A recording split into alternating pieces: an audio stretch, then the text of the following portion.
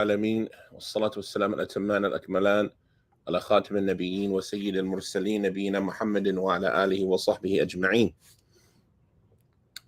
اللهم علمنا ما ينفعنا وانفعنا بما علمتنا وزدنا علما إلى علمنا ولا حول ولا قوة إلا بالله. Inshallah, we'll continue with reading from the book known as Al-Musannaf li Abi Bakr Abdullah bin Muhammad ibn Abi Shayba rahimahullah ta'ala, who died in the year 235 after the Hijrah. And we're in the section of the author's work that he entitled Kitab al-Tahara, the section that deals with purification. And the specific chapter, Man kana yakrahu al-israfu fil wudu, or al-israfa fil wudu. Those who used to disapprove of al-israf during wudu. Those who disapproved of al-israf during wudu. طيب, what is al-israf? Al-israf, linguistically, it's to go past the appropriate boundaries hastily, wastefully, without any purpose, right? And this is an important concept to understand when we talk about al-israf. It's to surpass the appropriate limits with any given thing without a purpose. And so when it comes to wudu, we have the reality of al-isbagh, being excessive in wudu. And we've talked about before some of the different ways to understand that excessiveness, right? It could be excessiveness as being extremely detailed, or excessiveness as to wash any given limb a multitude of times, not to exceed 3. Or it can be excessiveness to surpass the limit of the limb until you go, or to ensure to get the totality of the limb by entering into the section of the body that is not part of that limb. So for example, when washing the arm, to go into the forearm somewhat, right? It's still the limb, but it's the area past the limit or the necessary amount. So these are from the different meanings or the different applications of al-mubalagha or al-isbagh, to be excessive in making wudu. And then you have a concept known as al-i'tida fil wudu, to transgress in wudu. And that is to wash any given limb more than an amount of times, more than the religion has legislated. So to wash, for example, the arms more than 3 times. This would be al-i'tida fil wudu, to transgress in wudu, to go past the set limits. And then you have an issue where there's disagreement, which is the issue of renewing a wudu. And does this fall under that al-i'tida, or is it something that is legislated? So is it a sunnah and an act of worship that an individual gets rewarded for, to make a wudu when they already have one? And if so, when should the renewed wudu be done? Should it be done Should it be done whenever it suits an individual? Should it be done at the entrance of the times of the different salats? Should it be done whenever an individual wants to perform an act of worship that it is legislated to make wudu for? Or, as we mentioned, should it not be done at all? And all of these things have a different reality, right? Sometimes, we hear a particular issue and we never think about some of the repercussions of it. So, for example, when we talk about the renewal of wudu, if you say that it's something that's legislated in an act of worship, then that would connotate that would you could have infer from that a person could just make one wudu after another if it was just the absolute legislated act of worship. The same way you can say subhanallah, subhanallah, subhanallah would be the same way you could make wudu after wudu after wudu. But when you consider it, this seems to be transgressing in wudu. And so for that reason, some scholars, they say it's an absolute, and some scholars say, no, it's something that should only be done when the times of the obligatory salat enter. So you can make a wudu if you already have one at dhuhr time, and you can make a wudu if you already have one at asr time, and like this. While others say, no, anytime you do an act of worship that it's legislated to have purification for, then you can renew the wudu in this circumstance. So if you want to recite the Quran, you can renew your wudu. And then when you're finished reciting the Quran and you want to offer 2 rak'ah, you can renew your wudu. And like this. While others say the reality of it is that if you renew your wudu while already having it, then it's as if you've washed a particular limb more than 3 times.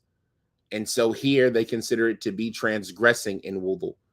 And so these are just some of the different terminologies or the different concepts that connect to the how and how much of wudu. We have al-isbagh, right? Or you can even say you have the necessary amount, which is just washing once. And then you have al-kamal, the complete, which is to wash 3 times. And you have the concept of al-isbagh, which is to be extensive or very detailed in not extreme, but excessive in the wudu. And we talked about the different possible interpretations of that. And then you have al-i'tida, transgressing in wudu. Here we have a topic that the author is mentioning al-israf fil wudu, which is to be pointlessly wasteful while making wudu. And this is something we ask Allah to have mercy on us, especially those of us who live in the comforts that we experience here in the West, or in general in the world nowadays, with, you know, flowing streams of water into our homes, you know, access to an abundance of water whenever we want it. That leads us to often being pointlessly wasteful while making wudu. So while I'm washing my hands, I'm pointlessly wasting water down the drain. As I'm scrubbing my hands, for example, I'm wasting water down the drain pointlessly.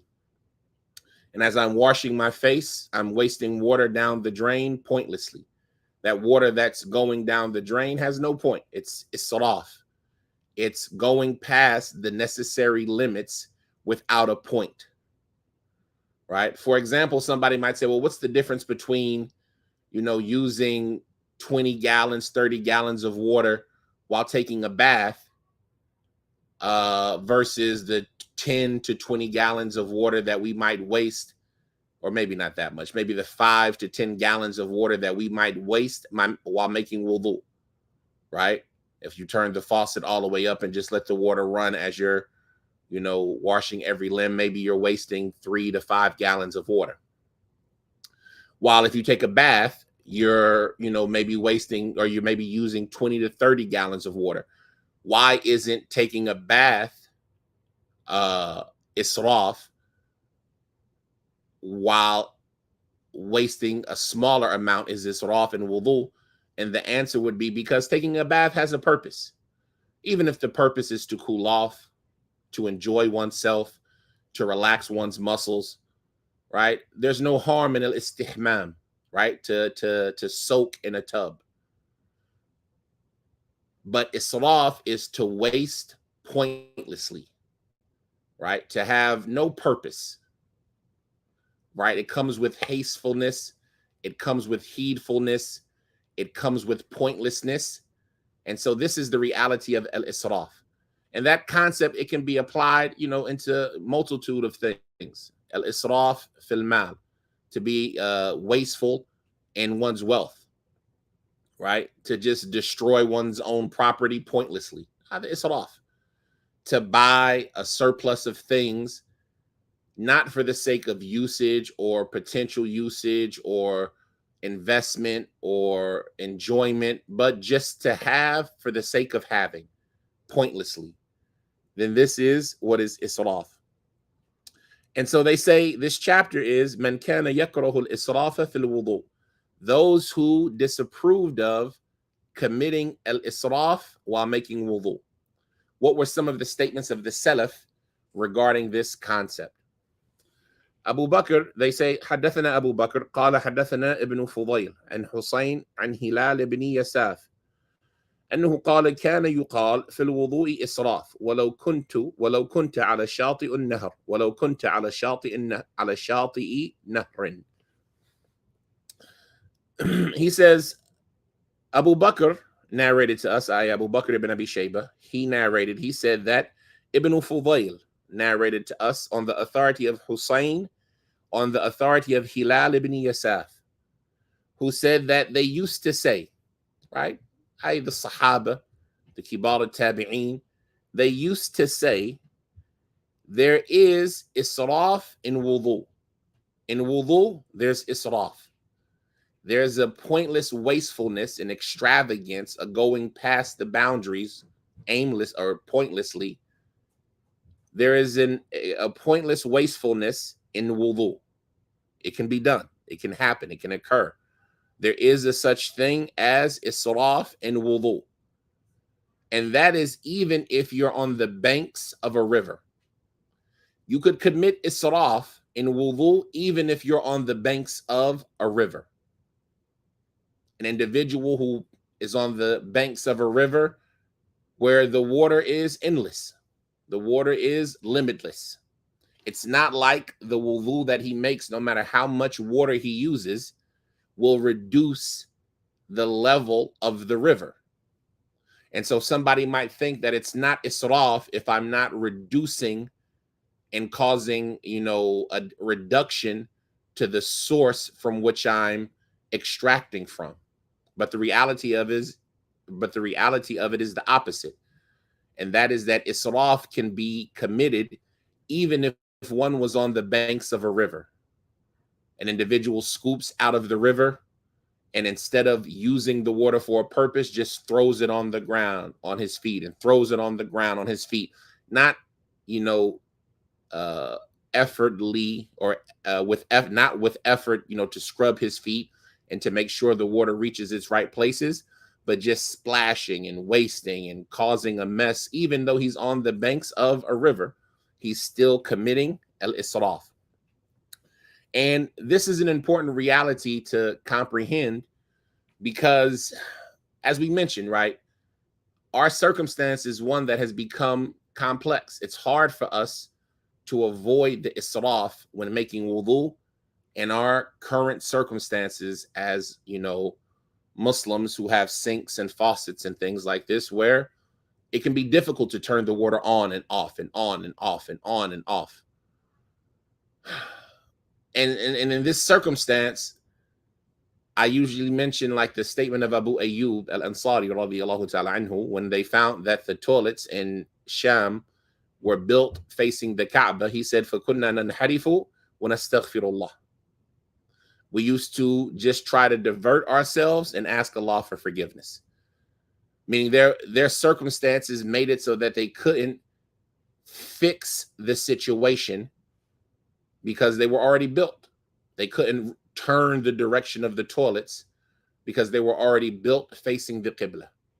And so the only thing that they could do was slightly redirect their bodies. So part of their body might be facing the Qibla while using the toilet, while, another part, while, they might not be completely facing it, but facing it at an angle and such. And they would ask Allah for forgiveness because this was the best that they could do in their circumstance. So these are the type of things that we do in our circumstance. But it's necessary as Muslims that we be competent of this reality to try to come up with solutions, and that Allah maybe make it easier for us to do, some of the smaller things like electronic faucets where they motion censored, or the push type that you see at rest stops and things like this, to be conscious, because the Muslim is conscious of these things, right? Being wasteful, depleting, what's that word for resources? They have renewable resources and subhanAllah, I can't remember the concept that they talk about, where resources that have a limit on how much there is of it, right? And water is one of those type of resources that has a limit on how much there is of it, even though it seems like it's non-exhaustible. The point of it is that the Muslim should be competent of these things and should come up with solutions to better apply the Sunnah. That being the case, why this conversation is so important is because you find that instead of just being sad and remorseful and asking Allah for his forgiveness, you often find that sometimes people try to make excuses to justify the deficiencies that we set, the deficiencies that we often engage in. And so you find that people might say, well, the water, we're not really wasting it because it goes into the sewer system and then it goes into the water processing plant and it's recycled. But this narration, it shows us that even if the water is being recycled, which not all of it is, but a large amount might be recycled. But even if it's being recycled, it doesn't remove it from being considered israf, because one could commit israf even on the banks of a river. So this is an important narration regarding this topic of excessiveness or pointless wastefulness in wudu. He says, حدثنا قطن بن عبد الله أبو مري عن أبي غالب أنه قال رأيت أبا أمامة رضي الله تعالى عنه توضأ بكوز من ماء. Subhanallah. We got to do better. Subhanallah, we have to do better. This narration, he says that Qatn ibn Abdullah Abu Marri or Mirri. Qatn ibn Abdullah. I don't know how to pronounce his kunya.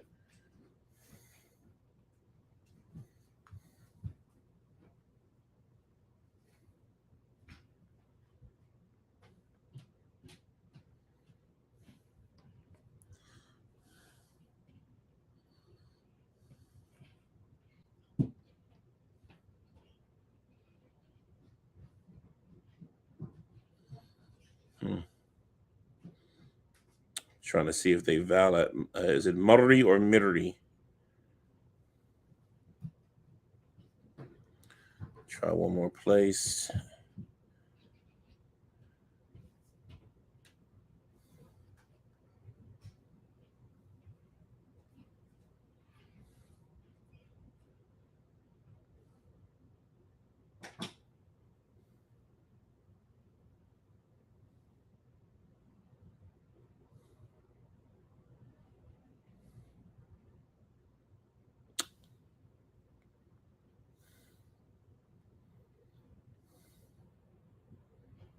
Abu Marri, or is it Mirri?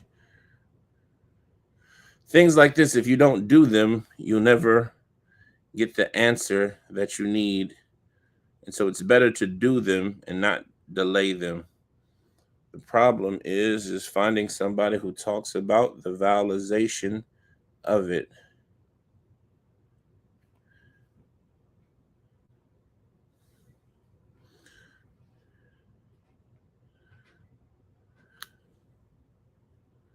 Let's see if we can just find somebody with the name, and it might help with the vowelation. Murri with a dhamma. Naam, Abu Murri. Abu Murri with a dhamma. Abu Murri. Naam. The second narration, he says, حدثنا قطن بن عبد الله أبو مري عن أبي غالب أنه قال رأيت أبا أمامة توضأ بكوز من ماء. Abu Bakr, he says that Qatn ibn Abdullah Abu Murri narrated to us on the authority of Abi Ghalib, who said, I saw Abu Umama, and radiyallahu ta'ala anhu, making wudu with a cup of water. Making wudu using a cup, a kuz, right? A kuz, a cup of water. Let's see if we can find an example of how a kuz used to look. Some of these terminologies, they can be general or they can be specific, meaning they could be just general, like any type of drinking vessel or cup, or it could be a potential specific type of cup. And it's important to know because sometimes these words and these terminologies that they use, it might have a specific reality to it. So like a kuz min ma, he would make wudu with a kuz of water. If I'm not mistaken, a kuz has to have a handle. Let's double check. Kaza shay kozan jama'ahu kuztuhu akuzuhu kozan jama'tuhu wal kuz من الأواني معروفه مشتق من ذلك والجمع أكواز وكيزان وكيوزة حكاه سيبوي مثل عود وعيدان وأعواد وعوضة وعودة. Abu Hanifa, he said that the word al-kuz is Persian. وقال ابن سيدة هذا قول لا يعرج عليه بل كوز عربي صحيح. And Ibn Sida, he said no, instead it's a correct Arabic word. قال ابن عربي كابي كوب إذا شرب بالكوب وهو كوز بلا عروة. Right, so a koob is a cup without a handle, while a kuz is a cup with a handle, right? So just subtle differences. A koob is a cup without a handle, while a kuz is a cup with a handle. And so he says that I saw Abu Umama making wudu with a cup of water, right? Showing how small it would be and how he would manage wastefulness, right? If you're using this pitcher, this container where you can pour the water from, then like this, you can manage your pointless wastefulness of the water. And so to make wudu out of a container, something that you can scoop from or pour where it doesn't constantly have to run, then this is a way to manage the wastefulness in making wudu. He says, حدثنا حميد بن عبد الرحمن and حسن بن صالح and سماك سماك أنه قال رأيت جابر بن سمرة وأتي بكوز من ماء فتوضأ ومسح على خفي ثم صلى العصر وأنا أنظر. He says that Humayd ibn Abdul Rahman narrated to us on the authority of Hassan ibn Salih, on the authority of Simak, who said, I saw Jabir ibn Samurah, radiyallahu ta'ala anhu, and he was brought a cup, a kuz of water. And so he made wudu from it and he wiped over his leather socks. He wiped over his khufayn, and then he prayed Asr while I was looking at him. And I was looking at him the whole time. This narration, right? Sometimes you come across narrations that are just meant to kind of reprogram how you perceive the Salaf and how they conducted themselves, and to understand scenarios in different situations. So here we have Simak. And Simak was from the notable tabi'in. Is it Simak ibn Harb? From the notable tabi'in.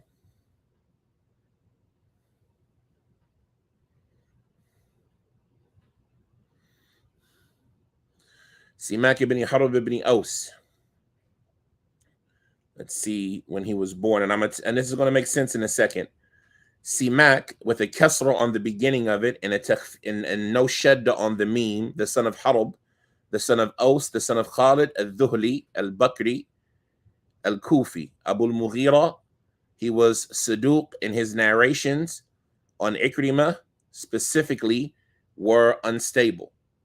And he also got confused at his older age and was subject to being instructed in hadith, meaning being hadith slipped in on him at his older age. He died in the year 123. I'm trying to see, do they mention how old he was when he died?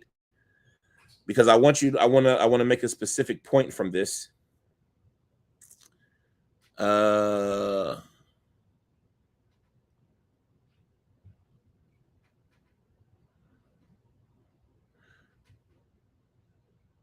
want to make a specific point with this, but I want to know when he died first, because somebody might try to say, well, no, this was the circumstance. So nobody's mentioning when he was born or how old he was when he died.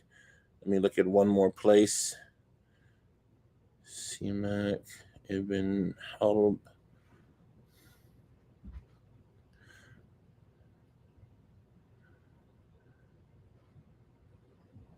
They say he reached 80 of the Sahaba.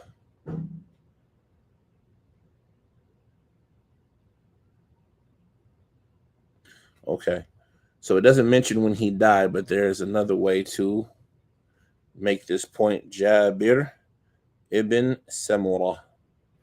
When did he die? Tarajim Mutabaqa. Jabir ibn Samurah, from the Sahaba. He ended up living in Kufa, and he died sometime after the year 70. So between his death and Simak, there would have been how many years? 53 years between his death and Simak's death. Do they talk about when Jabir went to Kufa?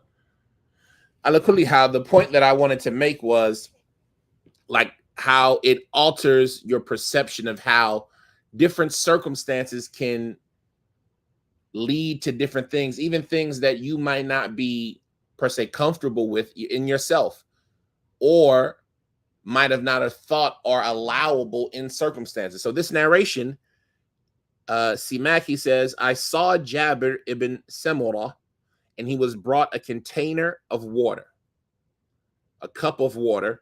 And so he made wudu, and he wiped over his leather socks, and then he prayed asr while I was watching. We see here from the Sahabi, obviously the chapter connection is limiting the wastefulness in wudu. But we also see here that Jabir, radiyallahu ta'ala anhu, he had some excuse to not pray in the masjid. Right? He's praying asr, but he had some excuse to not pray in the masjid, or at least to not pray with the congregation, because you have this tabi'i Simak watching him. Now, it's possible that Simak was young, 53 years between their death. It could be that Simak was not of the age of puberty, but you'll see subtle things like this at times where certain circumstances might prevent you from doing things in an ideal situation, in an ideal method. But you see that the Sahaba endured the same thing, and they worshiped Allah the best that they could. So sometimes they couldn't make it to the masjid. And understanding that changes the way one's perception of how to implement Islam, because it allows a person to understand the tolerance and the easiness in the religion. To do as much as you can, make it to the masjid, have an abundance of masjids, so that getting to the masjid is easy upon everybody. In every 40 homes, there should be a masjid. But that being the case, a person might be at work, a person might be traveling, a person might be in a situation where they were unable to make it to the masjid for salah. And we see this example happening in the life of the Sahaba. And so these are little small things that sometimes are outside of the point of the narration, but they're a benefit nonetheless. Likewise, and as far as the issue of the obligation of going to the masjid and things like that, then that's a different conversation. But it just shows, right, how to take this information and like look at it in a broad way and in a macro view to understand how the Salaf would apply this religion. The next narration, he says, حدثنا أبو أسامة أن خالد بن دينار أنه قال رأيت سالما يتوضأ أو يتوضأ وضوءا خفيفا. He says that Abu Usama narrated to us on the authority of Khalid ibn Dinar, who said, I saw Salim perform a light wudu. Right? I saw Salim perform a light wudu. Now, this brings us to another conversation, which is, what is the limit between al-israf and al-isbagh? And is al-isbagh from al-israf? And the answer obviously is no, but here you see this narration is saying that Salim, Khalid ibn Dinar, he says, I saw Salim making a light wudu. Not going excessive, not doing a lot, not being excessive in his wudu. So not only was he avoiding israf, but he might have also been not fulfilling one of the possible definitions of al-isbagh. A light wudu, a wudu khafif. I'm just going to wash once instead of twice or three times, right? I'm going to make sure I make a proper wudu, but I'm not going to be excessive in it. And so even though twice or three times isn't from israf, it shows how some people would, in different circumstances, not be excessive even. So how about not being wasteful, right? Sometimes they wouldn't be excessive. So how could it be thought about them that they would be wasteful? And this is something that it could be suitable for us at times, right? Because even in our quote unquote light wudus that we make from faucets, we're using so much water that within the one washing that we do per limb, we've probably used an amount of water that is equal to what some of them might have used for the entirety of their wudu. Allahumma, with the exception of wiping over the head. And so if that's the case, when we're washing our limb once with the amount of water that they might have used for the entirety of their wudu, do we need to wash it a second and a third time in that type of circumstance? These are just things to consider. And we see that some of the Salaf, they would even avoid making one of the definitions of isbagh, which is washing a second or a third time, to be a light wudu in circumstances and at particular occasions. So how could it be thought about them that they would be wasteful? He says, حدثنا أبو أسامة أن مسعر أنه قال رأيت عمرو بن مرة توضأ فما سال الماء يعني من قلته. Allahu Akbar. Right, somebody might be saying, Abdul Hakim, how can you say that in one of our limbs we're probably using the same amount of water that they might have used for the entirety of their wudu with isbagh? Bear in mind, I'm even saying this with isbagh, so that when they would wash 2 or 3 times completely and perfectly or perfectly extensively, what we do on just our arm at times can be the same amount of water that they might have used. How can I say this? This narration here, he says that Abu Usama narrated to us on the authority of Mis'ar. He said, I saw Amr ibn Murrah making wudu. And so the water didn't drip from his body, i.e. because of how small an amount was used. The water wouldn't drip from his body because of how small of amount of water he used to make wudu. Right? These are things that when you like I say, it reshapes and reprograms the way you think about certain actions. The amount of water, it's just getting on the skin. The water doesn't even need to drip from the limb, where if you douse your arm in water and the water is just pouring off. No, they would use an amount of water where the water wouldn't even drip from their limb because of how small of an amount they might use. This was the action of Amr ibn Murrah from the Tabi'in. He says, حدثنا أبو معاوية ووكيع عن الأعمش عن عمارة عن الأسود أنه قال كان له عن الأسود قال يعني عمارة كان له كعب يتوضأ به زاد أبو معاوية قدر أو قدر ري الرجل. These vocabulary words, قعب with a qaf, I want to say it's like a hollowed out container, but let's see. كان له قعب يتوضأ به. كعب يتوضأ به. قدح. Now, a قعب is a قدح ضخم غليظ. وقيل قدح من خشب مقعر. وقيل هو قدح أو قدح إلى الصغر يشبه بالحافر وهو يروي الرجل. Okay, نعم. نعم. So, where are we at? كان له كعب قدح صغير يشبه الحافر.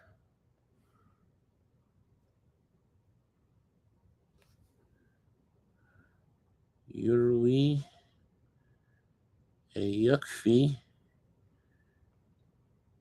ليري رجل واحد. نعم. So this narration, he says that Abu Muawiyah narrated to us, as well as Waki' on the authority of Al-A'mash, on the authority of Umara, that Al-Aswad, and it would seem that this is Al-Aswad ibn Yazid al-Nakha'i. He said that Al-Aswad, let me double check that. Al-Aswad ibn Yazid al-Nakha'i is from the Kibar al-Tabi'in, from the students of Abdullah ibn Mas'ud, who was a contemporary of Alqamah ibn Yazid al-Nakha'i, Alqamah ibn Qais al-Nakha'i.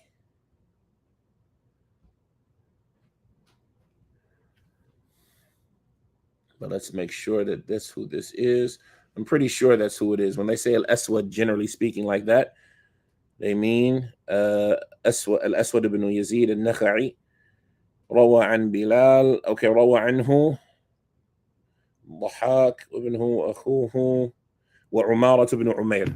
Now, it seems that this is Al-Aswad ibn al-Nakha'i. So Abu Bakr ibn Abi Shaybah, he says that Abu Muawiyah and Waki' they narrated to us on the authority of Al-A'mash, on the authority of Umara, on the authority of Al-Aswad. Yani Umara narrated about Al-Aswad. He was telling us something about Al-Aswad, Al-Aswad ibn Yazid al-Nakha'i. He said he used to have a Ka'b. And a Ka'b, they mention that it is a container. Some of them mention that it's large in size, while others say no, it's smaller in size, resembling a hoof, right? It's like a small container, like the size of a horseshoe, right? Or a horse hoof, right? Meaning it's small, something that you could possibly put in your hand. It's enough to quench the thirst of an individual. That's how much water would be in it, enough that if you drunk it as an individual, it would quench your thirst.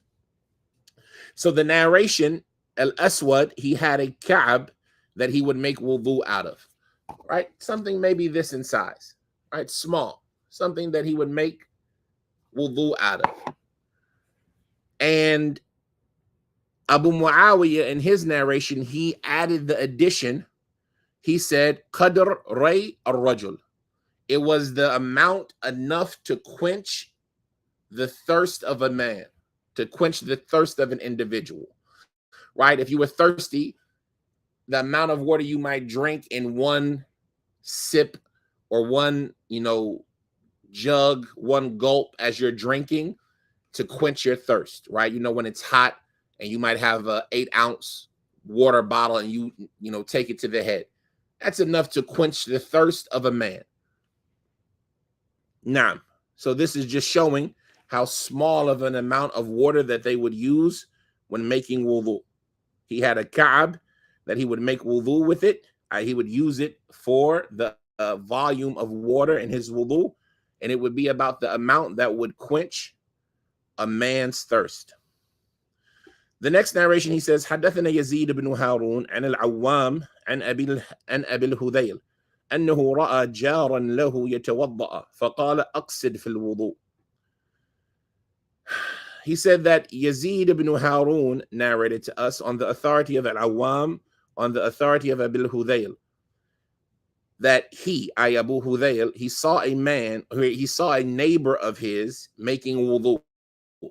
And so he told him, be lesser in your wudu. Aqsid fil wudu, right? Be more moderate in your wudu. Don't waste so much water. Aqsid, be more moderate. Al-iqtisadu fi sunnah, be moderate, be balanced, be limited in the amount that you're using in your wudu. Now, he says, حدثنا يزيد بن هارون عن العوام عن إبراهيم التيمي أنه قال أول ما يبدأ الوسواس من الوضوء. Now, he says that Yazid ibn Harun narrated to us on the authority of Al-Awwam, on the authority of Ibrahim al-Taymi, who said the first place that waswasa begins is in the wudu. And this is a true statement. You find, and as parents, you have to be very, conscious of your children when teaching them wudu.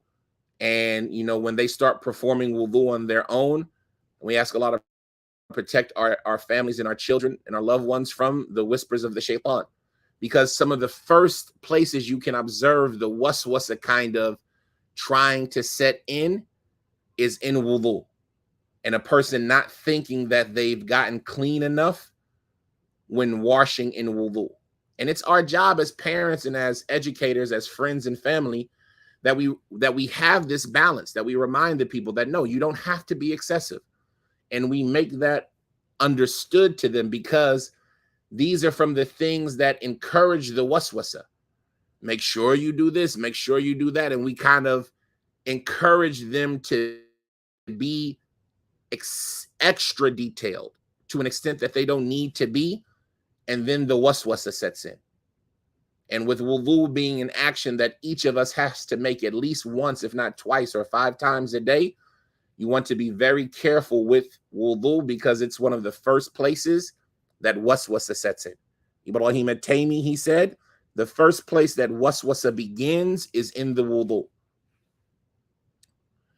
He says, حدثنا يزيد قال أخبرنا العوام عمن أخبره عن أبي الدرداء رضي الله تعالى عنه أنه قال أقصد في الوضوء ولو كنت على شاطئ نهر.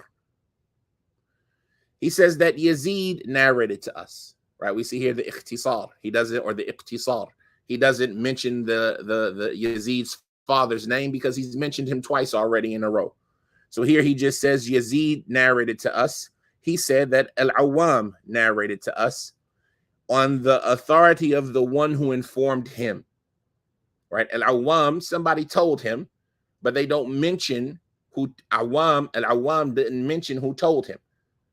And so here, that person is what we call mubham, unidentified. The person who told Al-Awwam informed him about Abu Darda, radiyallahu ta'ala anhu. That Abu Darda, he said, be moderate in wudu. And that is even if you're on the banks of a river. Be moderate when making wudu, even if you're on the banks of a river. Abu Bakr, he says, حدثنا وكيع قال حدثنا الأعمش عن إبراهيم قال إني لأتوضأ بكوز من الحب مرتين يعني بنصف الكوز. Now, he says that Abu Bakr, he says that Waki' narrated to us. He said that Al-A'mash narrated to us on the authority of Ibrahim. And here it's Ibrahim al-Nakhai. He said that indeed I make wudu from a cup, a kuz, that cup with the handle, min al-hub, marratain. Here, I don't know how to translate hub here. Kuzun min al-hub. Let's see if we can find something that can help. Like what type of material? Kuz min al-hub.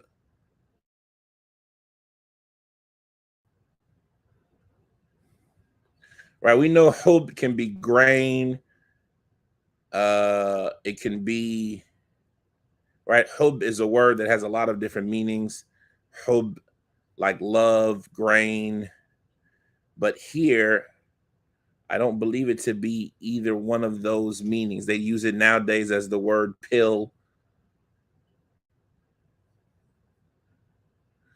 Al-ha wal-ba usul thalatha. So Ibn Faris, and like we mentioned before, this is a dictionary that a student should get. It's called Maqayis al-Lugha, where he focuses on the origins behind the words.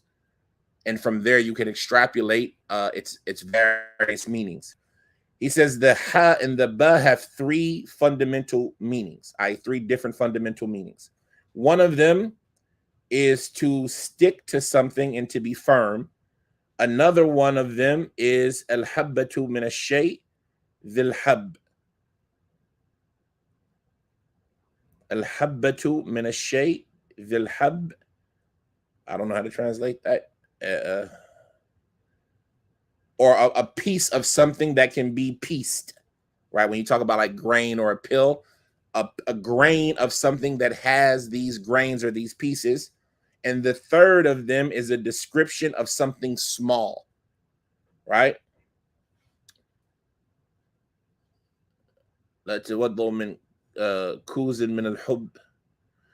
maybe this statement can be that he would the cup that he would use was small or was something that was used to scoop grain, maybe like a scoop that they would scoop the grain with.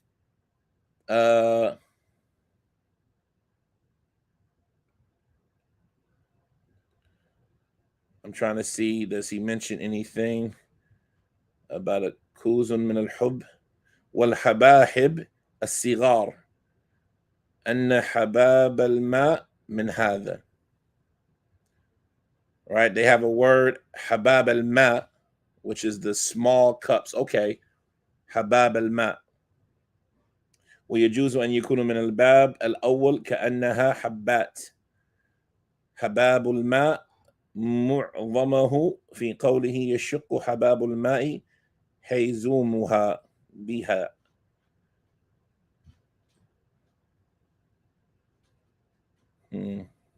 Yeah, I'm at a loss for this. I'd have to get some clarification on what is meant by this. Bikuzin min al-hub. Either it's a cup that they would scoop the grain, or it's a type of description of a cup, meaning a small cup with a handle.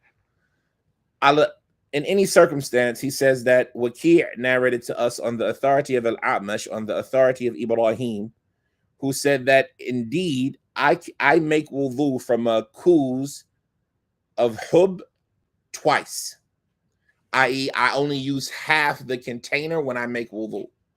Meaning the small amount of water that he would use, he would be able to use that kuz, that small cup. He would be able to make wudu from it twice. It's like one of us saying I can make wudu from a regular water bottle, right? You know, the water bottles that you get in the 24 pack or the 16 pack at the grocery store. I can make wudu from one of those water bottles twice, right? Fi'lan, I've done it before. I can make wudu from one of those water bottles twice, i.e., I only use about half the bottle when I make wudu. And so this is what Ibrahim al-Nakhai is saying. And it's just showing us the small amount of water that he would use when performing wudu. Let's move it along. We're going along on time. He says, حدثنا وكيع قال حدثنا الأعمش عن إبراهيم قال كانوا يكرهون أن يلطموا وجوههم بالماء لطما وكانوا يمسحونها قليلا قليلا. Allahu Akbar. Right, this is why I love Islam, because there's so many details that the Salaf recorded for us, that you know that this religion has a valid source and solid, firm footing that we can act on. And it's failing. With the Salaf, they used to say, knowledge and Iman are in their location. Whoever looks for them finds it. It's no reason why a person should innovate or should do an action without knowledge, when the Salaf documented for us so many details. So this narration, Waki' narrated to us. He said that Al-A'mash narrated to us.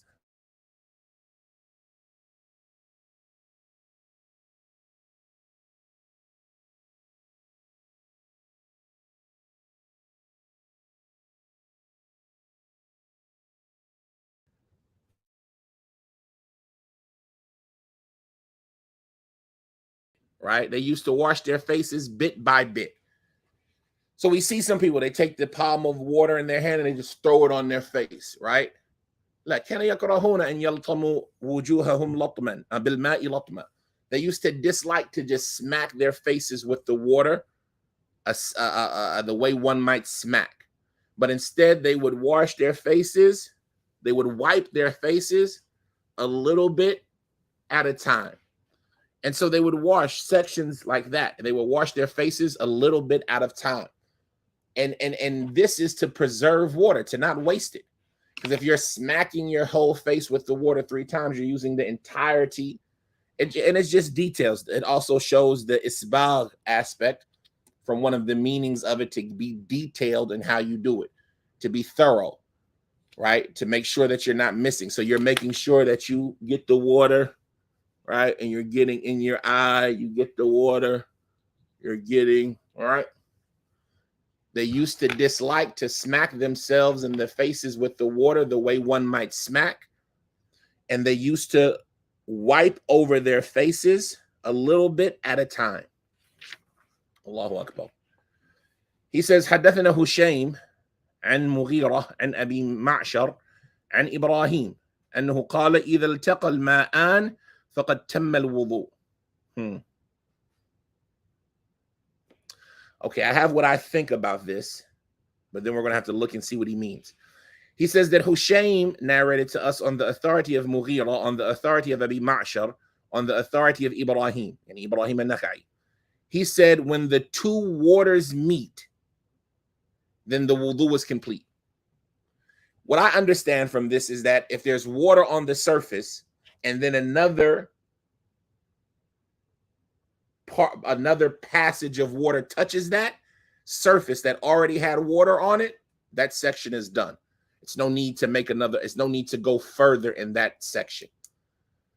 So if you're washing your arm and your arm is wet, you see the water has covered the entirety of your arm, and then you wash it again and there's the water touches the water.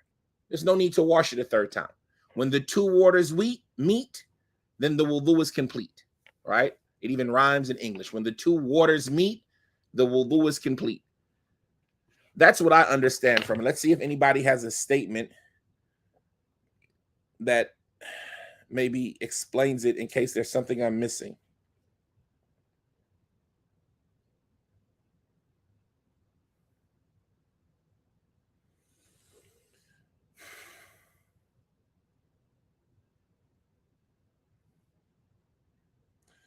Okay, Al-Qasim, Abu Ubaid Al-Qasim ibn Salam, he mentions the same narration in his book, Kitab al-Tuhur. قال Abu Ubaid Al-Qasim ibn Salam, he said, referring to this narration, he said, this is the statement of Ahlul Iraq, from the people of Ra'i, right? The people of Ra'i. And remember, the madhab of Ahlul Ra'i, it finds its origins back to Ibn Mas'ud. So Ibn Mas'ud and his students Al-Qama and Al-Aswad and the likes of them, and likewise Ali radiallahu ta'ala anhu, later on with the scholars of Kufa, and then down to people like Ibrahim al-Nakhai And from Ibrahim al-Nakha'i, you had people like Hammad ibn Abi Sulaiman, who learned from him, and then Abu Hanifa learning from Hammad ibn Abi Sulaiman.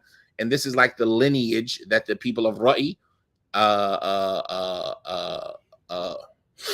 attribute themselves to. So Abu Ubaid, he's saying this is the statement of the people of Iraq, right? The people of Iraq being Kufa. From the people of Ra'i, they hold the view that everything that is touched with water from the body becomes clean, regardless, in their opinion, whether that is whatever order that is done in, as far as in an advancement or in delay. While Malik ibn Anas, he said, if you begin with your arms before your face, then it's not sufficient. So he's talking about it here in the context. This is Abu Ubaid al-Qasim ibn Salam in his book At-Tahur, right? Abu Ubaid al-Qasim ibn Salam, he has a book called Purification, where he details the narrations of the Salaf as it relates to purification. It's a great book. So he's talking here about the issue of order in wudu. And so it's not really relevant for us right now. But for those of you all who follow along with us in the Muwatta of Imam Malik, that statement that he mentioned on Malik, we'll see it shortly in our chapter coming up. But the point of it is that he mentions this narration as a reference point, that if the two waters meet, then the wudu is complete. And so he's explaining it similar to the way that I thought it meant, that when water touches water, then the wudu is complete.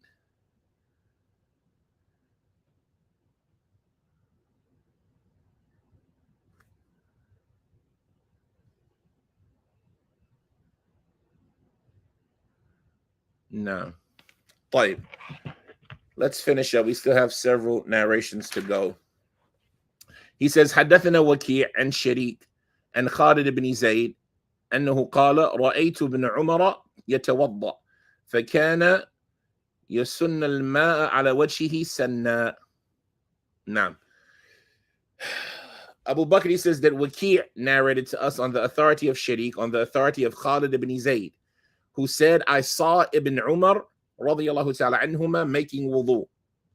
And so he used to yasun or yusin. In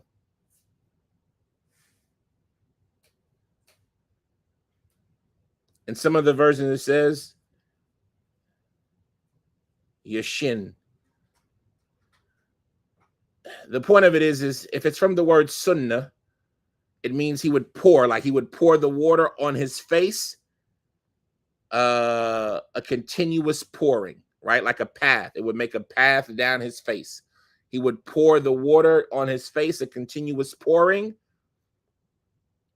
Now, I saw Ibn Umar making wudu, and he would pour the water on his face, a continuous pouring, meaning just to pour the water on the face while making wudu, right? How one of us might take a cup and just pour the water on the face. And so this is to show that even though somebody might take this to be israf, it's not necessarily the case, right? Because he's doing it for a purpose to make sure the water flows into all of the regions and the cracks and the crevices of the face. And this is an important point. I know we've gone very long today, but this is an important point because, for example, there are some madhahib that say that the face is entitled to extra water. And they use the narration of Ali that after washing his face 3 times, he would pour water on his face. And the Hanbali madhab, for example, you'll see them, they say that it's the sunnah to take an extra amount of water for the face. And so this is what we talked about, that it's not pointless wastefulness if it has a purpose and it's legislated. And so even though for the majority of the limbs, 3 times is the limit that you might want to wash them, when it comes to the face, some of the Salaf, they used to prefer going above that and giving it a 4th washing with just pouring the water on the face.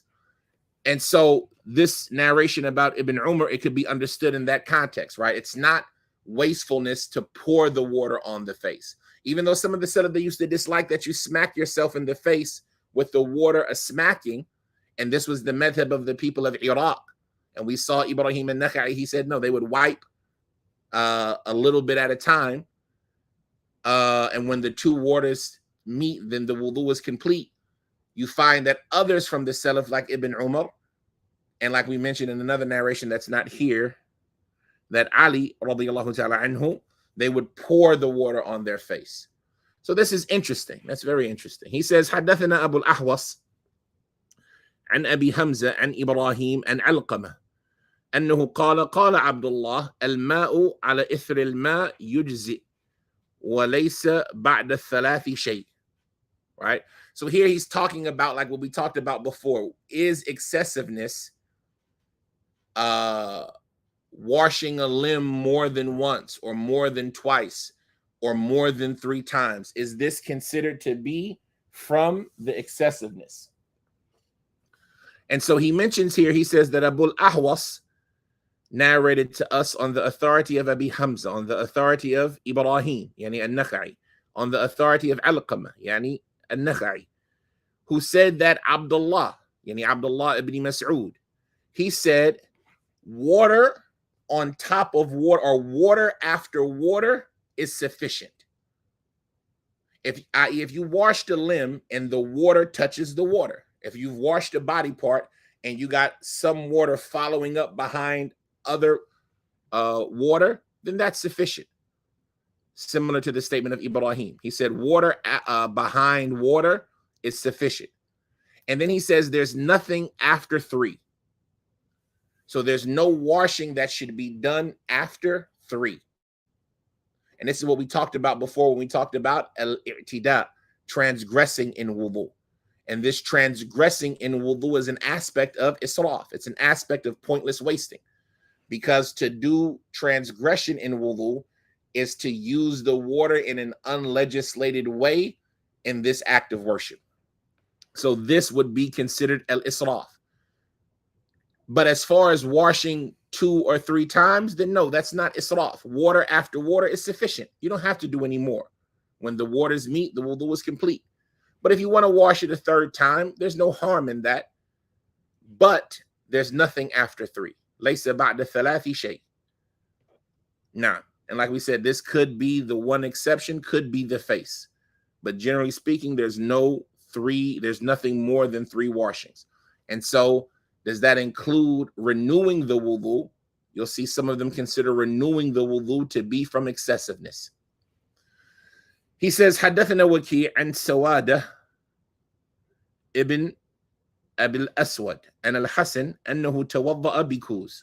Now, he says that Waki' narrated to us on the authority of Sawadah ibn Hassan, on the authority of Sawadah ibn Abi al-Aswad, on the authority of al-Hasan, yani Hasan al-Basri, that he used to make wudu from a kuz. He would make a wudu from that type of container that we showed earlier, a kuz, a cup with a handle.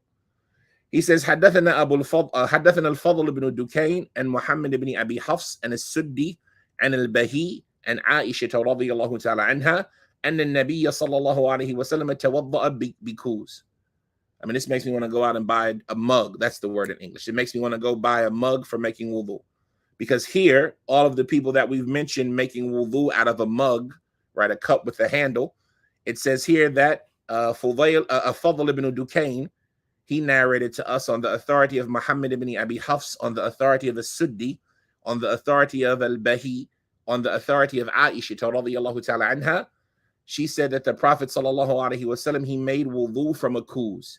He made wudu from this type of mug, or like a coffee cup, right? That's the kind of container that we're talking about, something similar to that, right? Not a mug with like a big mug or a pitcher, no, like a coffee cup or something like this in today's commonalities. He says, حدثنا وكيع قال حدثنا الشريك عن عبد الله بن عيسى عن ابن جبر عن أنس رضي الله تعالى عنه أن النبي صلى الله عليه وسلم توضأ برطلين من ماء. Here he says that Waki' narrated to us he said that Sharik narrated to us on the authority of Abdullah ibn Isa, on the authority of Ibn Jabr, on the authority of Anas radiyallahu ta'ala anhu, that the Prophet sallallahu alaihi wasallam, he made wudu with ratlaini min ma, with 2 ratl. Now, a ratl is a unit of measurement in weight. You used to have a ratl Iraqi and a ratl Damashqi, and they were different weights. A ratl Iraqi وهي 500 رطل Iraqi.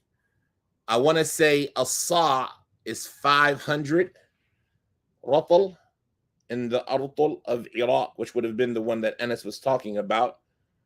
I just have to remember.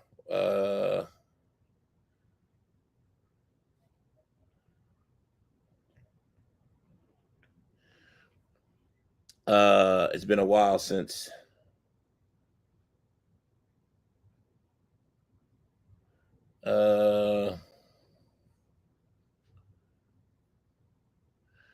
وسبق قدر الرطل العراقي في كتاب الطهارة وقدر الصاع في آخر الغسل.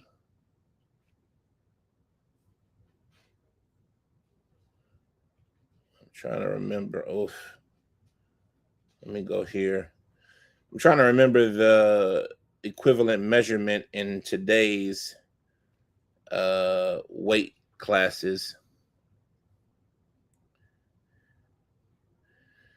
الرطل العراقي with the Hanafis is said to be about 222 dirham, which would be approximately 406 grams in a quarter, 406.25 grams.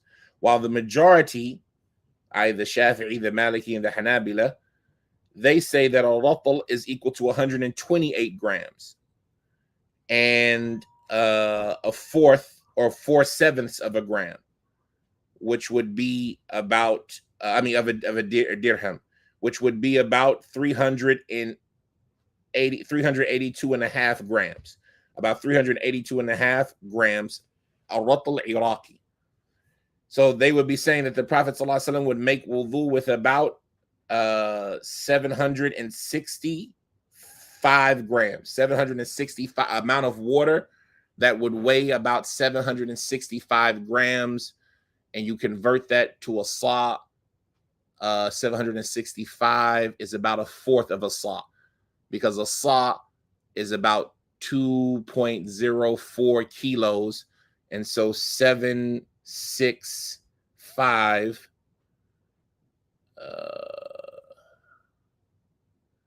765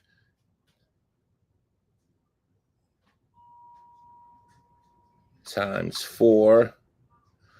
So it's a little bit more than a fourth of a sa, which is about right. We said that the Prophet ﷺ used to make wudu with a mud or maybe 5 amdad. And so here in this narration where Anas is saying, well, no, this would be double that. So this would be almost a half a sa, which is the most in this context, because a ratl Iraqi 128 و4 أسباع dirham, which equals 3. No, yeah, that's right. That's right, because I already doubled it. 3.8. What did I say? 3.84? No, 3.8245. I mean 3.82.5. 382.5 grams. Right. So about a fourth of a sa, a little bit more than a fourth of a sa, which would be about 5 amdad. I mean, a mud. Would be about a mud and a handful. So this narration, and even though they say that this narration is shadh, and the more appropriate narration is the one that was mentioned earlier in narration 715. Which narration was mentioned at 715? Did we miss something? Oh yeah. يغتسل بصاع إلى 5 أمداد يتوضأ بالمد. Now, على كل حال, it's all similar. It's all similar. Even this one that he would make a wudu with 2 ratl of water. 2 ratl would be about 765 grams, which, if you know the weight of a sa, where they say that a sa of wheat is about 2.04 kilos, and then you divide that by 4, 2.04 divided by 4 is, or we'll just make it the right number, 2,040 divided by 4. It's 510 grams. So about 2 handfuls of water, somewhere in that range. Ala kulli hal, all of this to show the difference in excessiveness or pointless wastefulness in water when making wudu. معذرة على الإطالة. نسأل الله أن يرحمنا وإياكم. سبحانك اللهم وبحمدك أشهد أن لا إله إلا أنت أستغفرك وأتوب إليك. The next chapter will be regarding the madmada and the istinshaq while making a ghusl. Is it necessary to rinse the mouth out and to take water into the nose while making a ghusl? The author, he hasn't talked about the necessity of doing it in wudu yet, but is it necessary to do in a ghusl? We'll see that chapter next time. سبحانك اللهم وبحمدك أشهد أن لا إله إلا أنت أستغفرك وأتوب إليك. السلام عليكم ورحمة الله وبركاته.